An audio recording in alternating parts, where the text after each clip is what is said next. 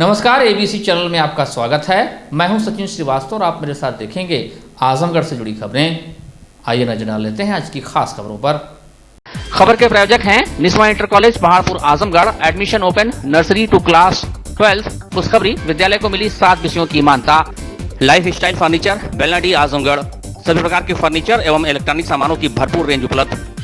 Paradise international school, Hirapatti Azamgarh. Admission open, play group to class 10 CBSE pattern. Print Baluchi express restaurant near नगरपालिका चौराहा, civil line, Bandha road Azamgarh. Sarvodaya public school, Harbanspur Azamgarh. Admission open. गुरुवार को police महानिरीक्षक आजमगढ़ परिक्षेत्र आजमगढ़ अखिलेश कुमार द्वारा police अधीक्षक आजमगढ़ अनुराग आर्य की उपस्थिति में थाना अत्रौलिया के वार्षिक निरीक्षण की उपस्थिति में थाना अत्रौलिया के वार्षिक निरीक्षण के क्रम में गार्ड की सलामी ली गई तथा गार्ड का निरीक्षण किया गया। तत्पश्चात थाना अत्रौलिया का निरीक्षण में थाना कार्यालय में अपराध रजिस्टर, ऑर्डर बुक, भूमि विवाद रजिस्टर, त्योहार रजिस्टर, जनसुनवाई रजिस्टर, CCTNS शाखा, महिला हेल्प डेस्क, मालखाना, बंदीगृह, बैरक आदि का निरीक्षण कर अभिलेखों को ससमय अभिलेखित करने हेतु निर्देशित किया गया व गैंगस्टर गुंडा एक्ट HS में त्वरित कार्रवाई हेतु निर्देशित किया गया। निरीक्षण के दौरान दिशा निर्देश दिए गए कि थाना भवन परिसर की साफ सफाई व हो रहे नवीनीकरण की गुणवत्ता हेतु निर्देशित किया गया। थाने के समस्त कर्मचारियों से वार्ता की गई व पुलिस कर्मियों को बीच की कार्य प्रणाली, अभिसूचना व मुखबिर तंत्र को मजबूत रखने के संबंध में वार्ता कर दिशा निर्देश दिया गया। पूर्व में हुई हत्या, डकैती, लूट, नकबजनी एवं महिला संबंधी अपराधों में शामिल अपराधियों के विरुद्ध गुंडा एक्ट, गैंगस्टर एक्ट की कार्रवाई करें। अभियुक्त अपराधियों की हिस्ट्री शीट खुलवाने एवं गैंग पंजीकृत करवाने हेतु निर्देशित किया गया। ऐसे अपराधी जिन पर गैंगस्टर की कार्रवाई हुई हो, उन अपराधियों द्वारा अपराध में अर्जित चल अचल संपत्तियों को पता लगाकर कुर्की जब्तीकरण की कार्रवाई की जाए। थाने के संभ्रांत व्यक्तियों से थाना क्षेत्र की जानकारी व समस्याओं को सुनकर उनके निस्तारण हेतु संबंधित अधिकारियों को निर्देशित किया गया। ग्राम प्रहरियों के साथ बातचीत कर उनकी समस्या सुझाव को सुना गया। थाने में भोजनालय, पेयजल, पुलिसकर्मियों के बैरक, शौचालय इत्यादि का निरीक्षण किया गया। इस अवसर पर अपर पुलिस अधीक्षक ग्रामीण अरुण कुमार दीक्षित, अमरिंदर सिंह, क्षेत्राधिकारी बूढ़नपुर सिद्धार्थ तोमर, क्षेत्राधिकारी लालगंज मनोज रघुवंशी उपस्थित रहे। दिनांक 21 जून 2023 को नवम अंतर्राष्ट्रीय योग दिवस का आयोजन किया जाना है तथा योग सप्ताह दिवस दिनांक 15 जून 2023 से 21 जून 2023 तक मनाया जाना है, जिसका थीम हर घर आंगन योग है। इसी क्रम में गुरुवार को जिलाधिकारी विशाल भारद्वाज द्वारा श्री शहीद कुंवर सिंह उद्यान, सिविल लाइन आजमगढ़ से प्रातः 7 बजे दीप प्रज्वलित कर योग सप्ताह समारोह का शुभारंभ किया गया। समारोह के मुख्य अतिथि जिलाध्यक्ष BJP ध्रुव कुमार सिंह रहे। आयुर्वेद के जनक भगवान धन्वंतरी की प्रतिमा पर सभी अधिकारी गणों के द्वारा पुष्प अर्पित किया गया। तत्पश्चात मंच के माध्यम से लालचंद योग प्रशिक्षक द्वारा शासन के प्रोटोकॉल के अनुसार योग कराया गया। जिलाधिकारी द्वारा योग के महत्व को बताते हुए मानव शरीर पर योग के प्रभाव पर प्रकाश डाला गया। योग से मन को शांति मिलती है तथा शारीरिक रोगों से बचाया जा सकता है। उक्त योग समारोह में प्रतिभागियों की संख्या लगभग 200 रही। योग समारोह में आम जनता एवं अधिकारियों के साथ आयुर्वेद, यूनानी एवं होम्योपैथी विभाग के अधिकारी एवं कर्मचारी ने प्रतिभाग किया। क्षेत्रीय आयुर्वेदिक एवं यूनानी अधिकारी अक्षय लाल ने बताया कि दिनांक 16 जून को प्रातः 7 बजे के इटौरा जेल आजमगढ़ में योग प्रशिक्षक लालचंद द्वारा किशोर ग्रीन गार्डन, हरबंसपुर आजमगढ़ में योग प्रशिक्षक शक्ति सिंह द्वारा 17 जून को गौशाला पहाड़पुर में योग प्रशिक्षक लालचंद द्वारा किशोर गार्डन, हरबंसपुर आजमगढ़ में योग प्रशिक्षक शक्ति सिंह द्वारा 18 व 19 जून को पंचशील वाटिका चौक आजमगढ़ में योग प्रशिक्षक लालचंद द्वारा तथा किशोर ग्रीन गार्डन हरबंसपुर आजमगढ़ में योग प्रशिक्षक शक्ति सिंह द्वारा 20 जून 2023 को प्रातः 7 बजे जयरामपुर स्टील फैक्ट्री आजमगढ़ में योग प्रशिक्षक लालचंद द्वारा एक किशोर ग्रीन गार्डन हरबंसपुर आजमगढ़ में योग प्रशिक्षक शक्ति सिंह द्वारा योग कराया जाएगा। इसके अतिरिक्त सभी ग्राम पंचायतों, ब्लॉकों एवं तहसीलों पर योग प्रशिक्षकों द्वारा योग कराया जाएगा। नवम अंतर्राष्ट्रीय योग दिवस का भव्य आयोजन जिलाधिकारी के निर्देशन में श्री सुखदेव पहलवान स्पोर्ट स्टेडियम आजमगढ़ में दिनांक 21 जून 2023 को किया जाएगा। इस स्टेडियम में आयोजन को सफल संपन्न कराने के लिए सभी तैयारियां की जा रही हैं। नगर के बवाली मोड़ पर एक मारुति कार में पुलिस व एमरेंजी वाहनों पर लगाए जाने वाली लाल नीली बत्ती, पुलिस की टोपी आदि सामान बरामद हुआ। इस संबंध में पुलिस ने वाहन का चालान कर वहां जुर्माना लगाया। वहीं पुलिस की टोपी बरामद होने के मामले में जांच के आदेश दिए। नगर के बवाली मोड़ पर TSI प्रतिदिन की भांति यातायात नियमों का पालन कराने के लिए अपने हमराहियों के साथ खड़े थे। इसी दौरान एक मारुति कार पर पुलिस के लाल व नीले रंग की स्टिकर में crime information bureau, national anti crime bureau लिखे कार को पकड़ा। कार के डैशबोर्ड पर ठंडी में लगाई जाने वाली पुलिस की टोपी, पुलिस या इमरजेंसी वाहनों में लगाए जाने वाले लाल व नीली लाइटों को बरामद किया। टीएसआई ने इसकी सूचना अधिकारियों को भी दी और मौके पर एमवी एक्ट की धाराओं में वाहन का चालान किया गया। वहीं एसपी सिटी ने बताया कि चेकिंग के दौरान वाहन से लाल नीली बत्तियां मिली हैं। इस संबंध में वाहनों का चालान किया है। ठंड में लगाई जाने वाली पुलिस की एक टोपी मिली है। इस संबंध में कार में बैठे व्यक्ति ने बताया कि उसके भाई पुलिस में हैं, उन्हीं की टोपी है। इस संबंध में जांच की जा रही है। गाड़ी पर सामने की तरफ जो लाल नीली लाइट लगा लेते हैं अपने रेडिएटर के ऊपर, वो लगा हुआ था गाड़ी पर। टीएसआई के द्वारा इनकी चेकिंग करेगी और विभिन्न सेक्शंस मोटर व्हीकल एक्ट के अंतर्गत इनके विरुद्ध कार्रवाई करेगी। सर, उसमें पुलिस का टोपी भी मिला है, लोगो भी था उसमें। अब उन्होंने बताया कि उनका भाई उसमें पुलिस में है, तो उसका टोपी वहाँ पड़ा हुआ था, जो सर्दी वाला टोपी था। तो इसकी जांच इंस्पेक्टर साहब कर रहे हैं और जांच के उपरांत अगर कोई दोष पाया जाएगा तो फिर इनके विरुद्ध कार्रवाई की जाएगी। भीषण गर्मी और भीषण उमस के बीच आजमगढ़ में बिजली के लिए चारों तरफ हाहाकार मचा हुआ है। वहीं ओवरलोडिंग के चलते प्रतिदिन कुछ ही घंटे आम लोगों को बिजली मयस्सर हो पा रही है। जहां पूरे जनपद में विद्युत व्यवस्था बद से बदतर है, वहीं मंडलीय अस्पताल भी इससे अछूता नहीं है। बुधवार को मंडलीय अस्पताल में सुबह से ही बिजली गुल हो गई, जो कई घंटे तक नहीं आई। इसके चलते जनरल वार्ड में भर्ती मरीजों की स्थिति खराब होने लगी है। किसी तरह पंखा हाँक कर लोग काम चलाते रहे। वहीं पानी की व्यवस्था ठप हो गई थी। बूंद बूंद पानी के लिए लोग तरस गए। इसके अलावा वार्डों में स्टाफ नर्सों की ड्यूटी रूम में वहां भी मोबाइल से काम करते हुए लोग दिखाई दिए। पूरे अस्पताल परिसर में हाहाकार की स्थिति रही। पानी के लिए लोगों को बाहर जाकर महंगे दाम पर बोतल खरीदना पड़ रहा है, तब काम चल पा रहा था। मरीजों को इसी तरह राहत पहुंचाई जा रही है। सुनाई दे, कब से लाइट नहीं है? 2 बजे ड्यूटी है, तब से लाइट नहीं। अच्छा, उसके पहले से कब गई आपको नहीं पता? नहीं। कितनी समस्या हो रही है? बहुत दिक्कत हो रही है, मरीजों की दिक्कत हो रही है, सबको हो रही है। दीवानी बार एसोसिएशन के सभागार में गुरुवार को स्वर्गीय अधिवक्ता राधेश्याम दुबे की पुण्यतिथि श्रद्धा पूर्वक मनाई गई। इस अवसर पर प्रभारी जिला जज सतीश चंद्र द्विवेदी, जिला विधिक सेवा प्राधिकरण की सचिव, अपर जिला जज धनंजय कुमार मिश्रा, बार एसोसिएशन के अध्यक्ष प्रभाकर, श्री जयप्रकाश यादव तथा अन्य वरिष्ठ अधिवक्ताओं ने स्वर्गीय राधेश्याम दुबे के चित्र पर माल्यार्पण कर उन्हें भावभीनी श्रद्धांजलि दी। संघ के अध्यक्ष प्रभाकर सिंह ने स्वर्गीय राधेश्याम दुबे के पुत्र राजीव दुबे को अंगवस्त्र पहनाया। तब सभागार में उपस्थित सभी अधिवक्ता भावुक हो गए।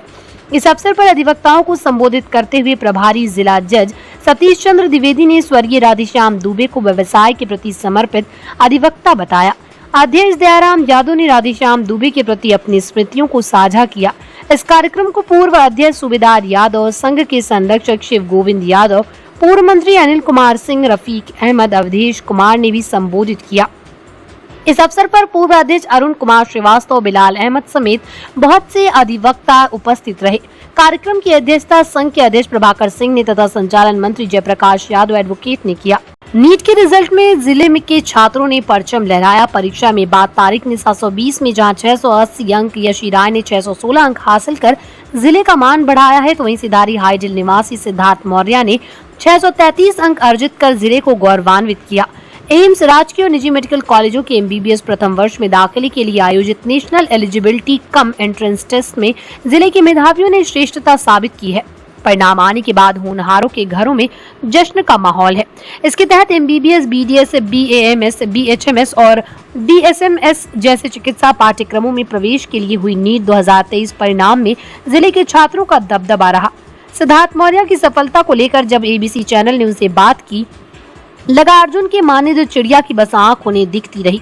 उन्होंने बताया कि परीक्षा का तनाव उन्होंने बिल्कुल नहीं लिया और एक मॉक टेस्ट के रूप में एग्जाम दिया। The biggest contribution to my success or whatever it is, it goes definitely to my parents who have given me like everything, the environment that I needed to study, and they never forced me to do anything.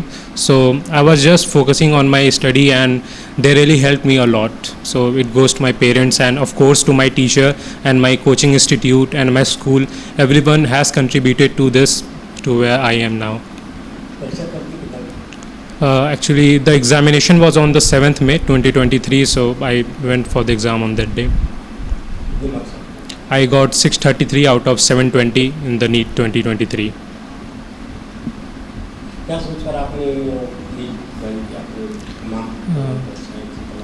Ji, the most important thing that makes you decide on which path, on which career you want to go is what excites you, what you really want to do. It was my passion to do MBBS, and definitely the respect that people get is far above than any money one can earn, and definitely to serve the people, to help those who cannot afford such things. So definitely it motivates me, it pushes me to go forward and do and carry on the MBBS.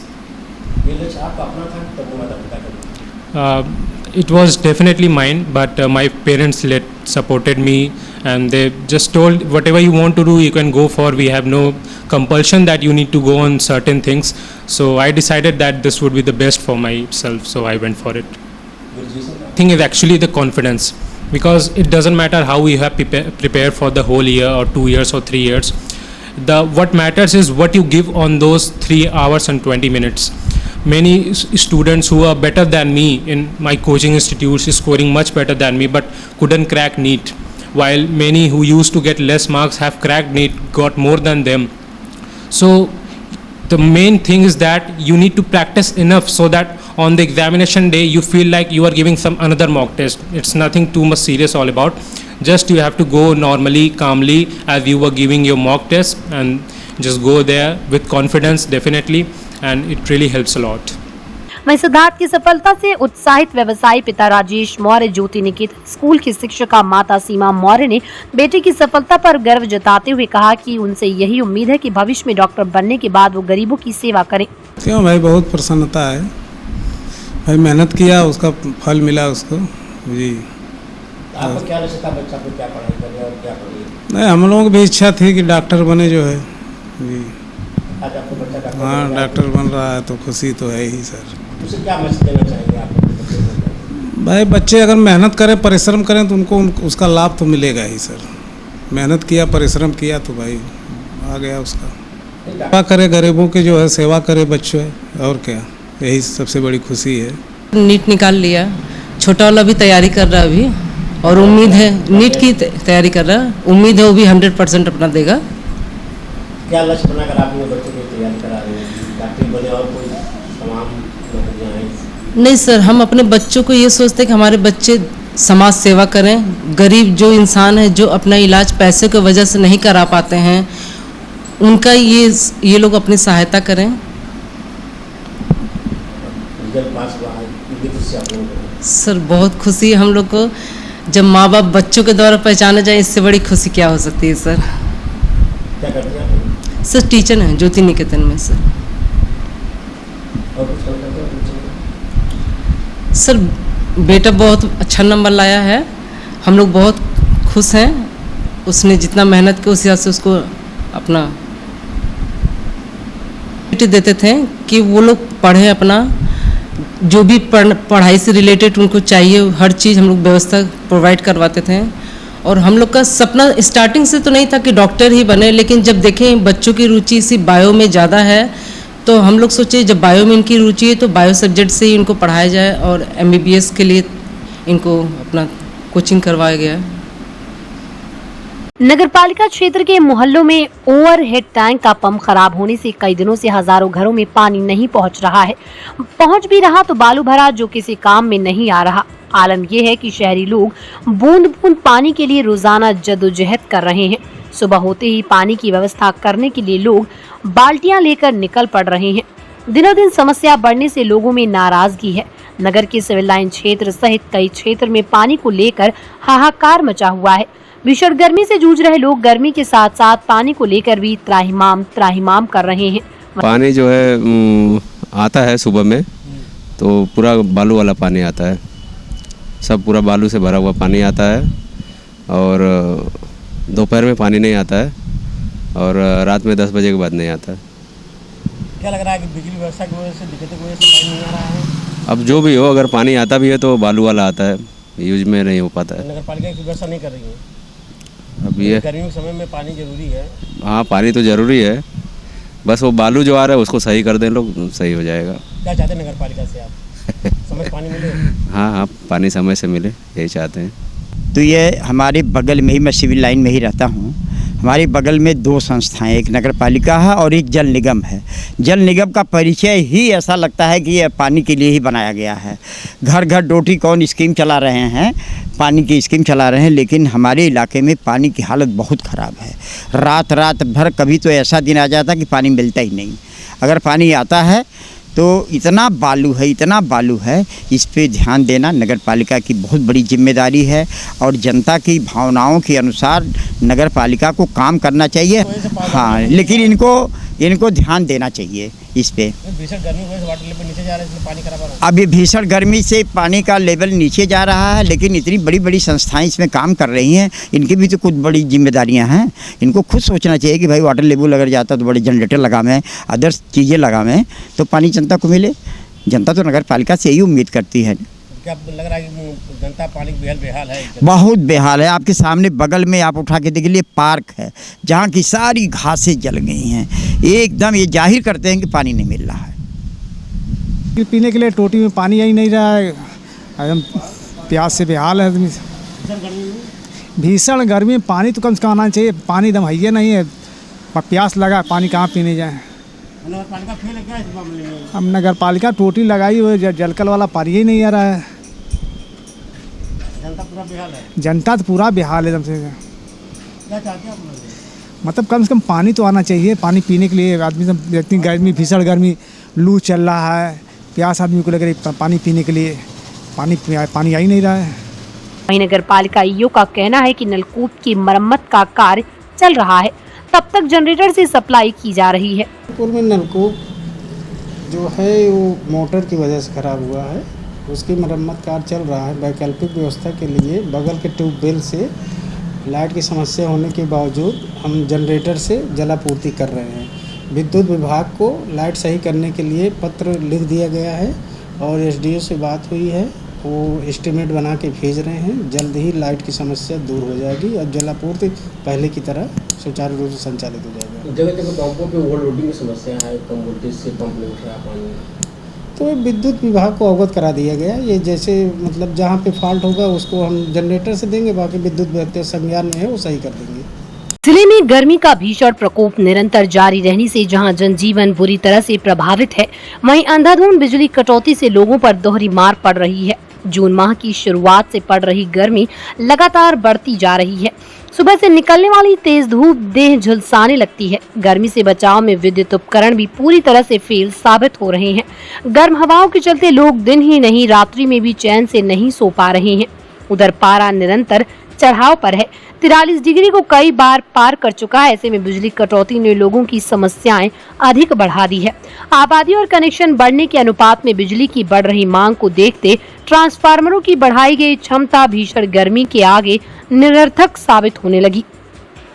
गर्मी का प्रकोप बढ़ने से बिजली की खपत तेजी से बढ़ रही है। अभियंताओं के अनुसार पिछले माह की तुलना में शहरी क्षेत्र के विद्युत वितरण खंड द्वितीय में कई मिलियन यूनिट अतिरिक्त बिजली खर्च होने का अनुमान है। इससे हाई टेंशन लाइनें ओवरलोडिंग के कारण तकनीकी खराबियों के शिकंजे में आ रही हैं। निगम के अभियंता भी मानते हैं कि ज्यादा गर्मी में पावर नेटवर्क प्रभावित होने लगता है, लेकिन वो इस बात से सहमत नहीं कि लाइनें ओवरलोड हो रही हैं। उनका कहना है कि सर्दियों में करंट का लगातार प्रवाह होने पर भी लाइनें ठंडी बनी रहती हैं, लेकिन गर्मियों में धूप की तपन के कारण पहले से गर्म लाइनें करंट प्रवाहित होने से ज्यादा गर्म हो जाती हैं और इसलिए छिटपुट खराबियां बढ़ जाती हैं, जिसके चलते कटौती बढ़ जाती है।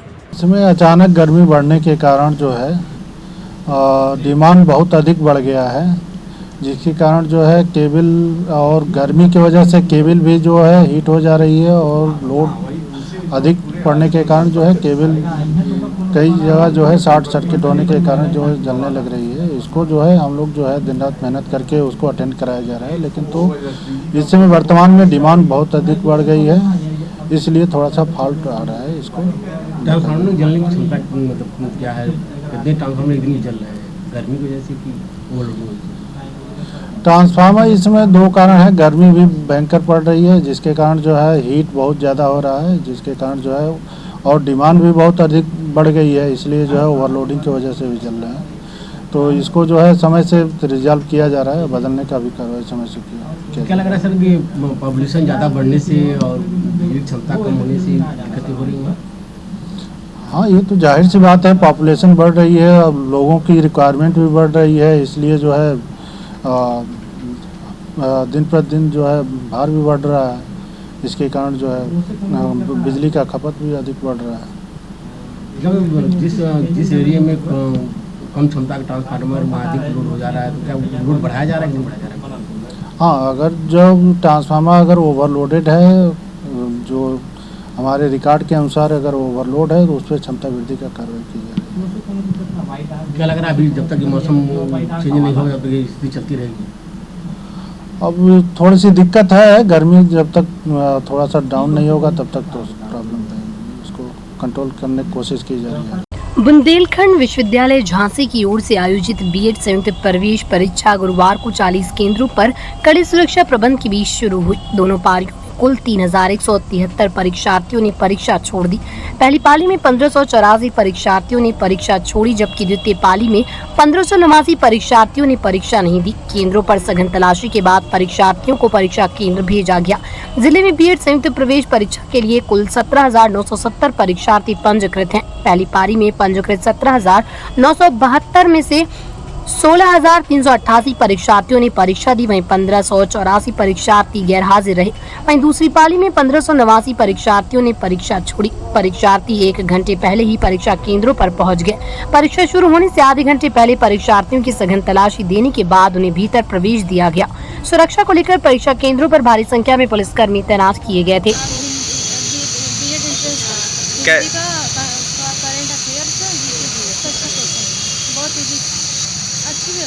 बीएड एंट्रेंस था, हिंदी से जीके था और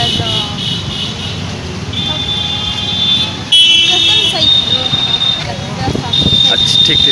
paradise international school Hirapatti Azamgarh admission open play group to class 10 CBSE pattern English medium school in house developed digital learning platform true digital smart school well qualified teaching staff well designed composite science lab fully equipped computer lab, fully furnished library, edge per CBSE standards, outdoor and indoor play facility for overall development. Our branch Kids Paradise Fun of Learning Playgroup section of Paradise International School 200 plus design activity kids and play zone for Kids Paradise Playgroup section. Life style furniture Belnadi Azamgarh सभी प्रकार के furniture एवं electronic सामानों की भरपूर range उपलब्ध। हमारे यहाँ EMI की सुविधा 0% ब्याज पर उपलब्ध।